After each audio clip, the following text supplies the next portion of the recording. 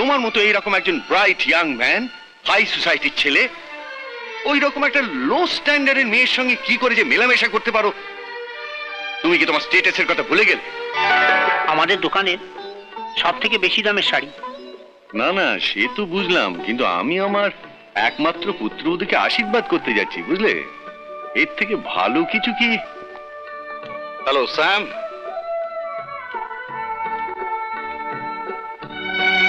কি ব্যাপার বেনারসি? দাদা আজ রমাকে আশীর্বাদ করতে যাচ্ছেন। বেনারসি রমাকে আশীর্বাদ করতে যাচ্ছেন? রমাকে আমি বলছি, আর সেই জন্যই তোমাকে ডেকে আনা। আমার ইন্ডাস্ট্রিয়ালিস্ট বন্ধু রমেন, তার মেয়ে রমার সঙ্গে আমি তোমার বিয়ে ঠিক করেছি। আর রমাকে তো তুমি চেনোই। হ্যাঁ চিনি, কিন্তু বাবা আমি বলছিলাম যে সবকিছু ঠিক করার আগে আমাকে জিজ্ঞেস করলে ভালো হতো না? কেন? আমার পছন্দের উপর কি তোমার ভরসা নেই? না ঠিক তা নয়, তবে বাবা হয়ে আমি তো তোমার সঙ্গে কোনো খারাপ পাত্রের বিয়ে দিচ্ছি না।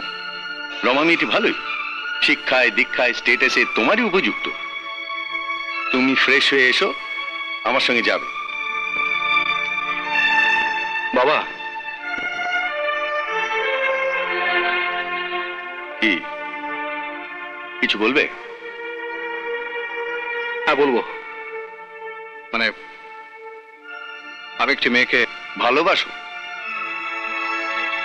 তা মেয়েটিকে, তার বাবা কি করেন?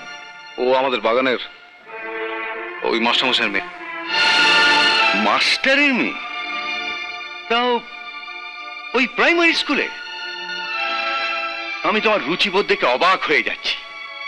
তোমার মতো এইরকম একজন ব্রাইট ইয়াং ম্যান, হাই সোসাইটির ছেলে, ওই রকম একটা লো স্ট্যান্ডার্ডের মেয়ের সঙ্গে কি করে যে মেলামেশা করতে পারো? তুমি কি তোমার স্টেটাসের কথা ভুলে গেলে? ভুলে গেলে কোন বংশের রক্ত বইছে তোমার শরীরে? লো স্ট্যান্ডার্ড? বাবা আপনি মাস্টারমশাইকে লো স্ট্যান্ডার্ড বলছেন? আপনি কি ভুলে গেলেন আপনার ছেলেবেলায় কোন এক মাস্টারমশাইয়ের কাছ থেকে আপনি ওই স্ট্যান্ডার্ড, স্ট্যাটাস এই শব্দগুলো শিখেছিলেন? আর রক্ত, আমার আপনার দাসুদার সবার শরীরে কিন্তু একই রক্ত বইছে, আর সে রক্তের রং লাল, তাই না? Shut up! এই বয়সে কি তোমার কাছে আমায় ন্যায় নীতি শিখতে হবে? ন্যায় নীতি কি আমি জানি না, তবে এটা সত্যি কথা। আর যে সত্যি বলতে আমি আপনার কাছে শিখেছি। আমি এ বিয়ে করতে পারবো না, আমায় মাফ করবেন। বিজয়, এইটি কি তোমার ফার্ম ডিসিশন? হ্যাঁ। তাহলে আমার ডিসিশনে তুমি শুনে নাও।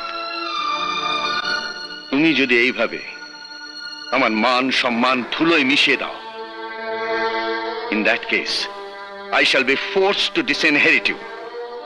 আমি তোমাকে ত্যায্য পুত্র করতে বাধ্য হব।